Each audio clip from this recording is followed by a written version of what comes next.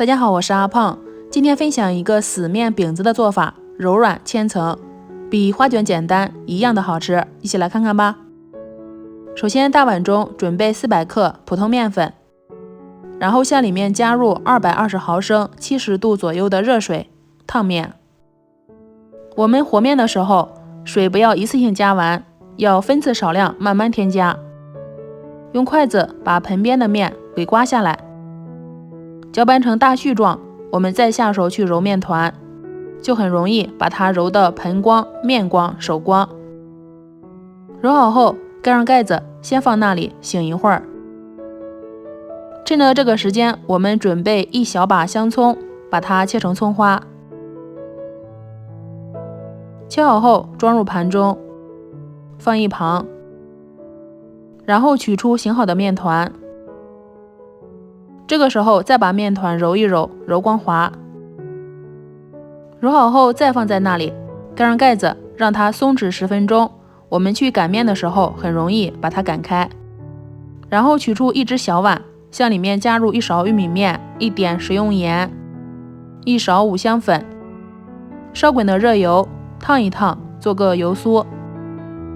用筷子搅拌均匀，放一边。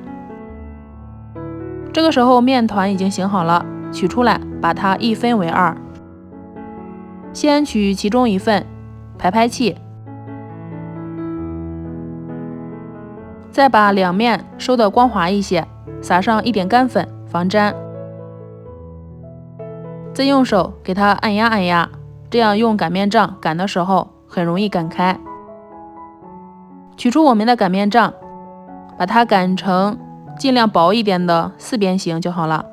如果粘手，可以撒一点干粉继续擀，像这样擀得越大越薄越好。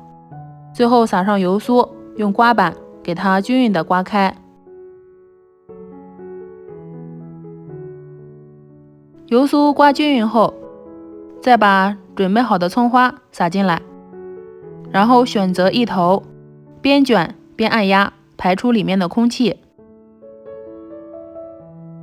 像这样就卷好了。再把它分成均匀的小面饼，我们可以切得小一点，这样上锅容易蒸熟。放在不粘的笼垫上，每个之间要留一点空隙。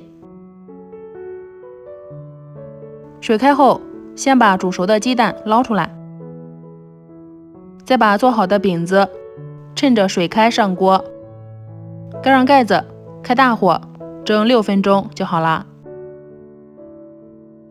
蒜臼子里加入大蒜、食用盐，把它捣成蒜泥，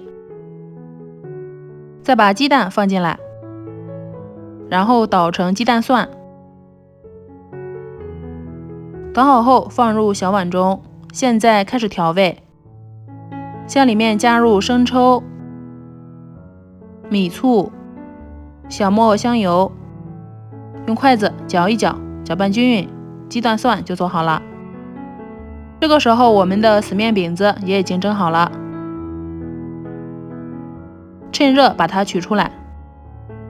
好浓的葱花味啊，不知道你们闻到了没有？我们看一下，这样做的死面饼子非常的剔透，而且层次多，非常柔软，吃起来一点都不硬。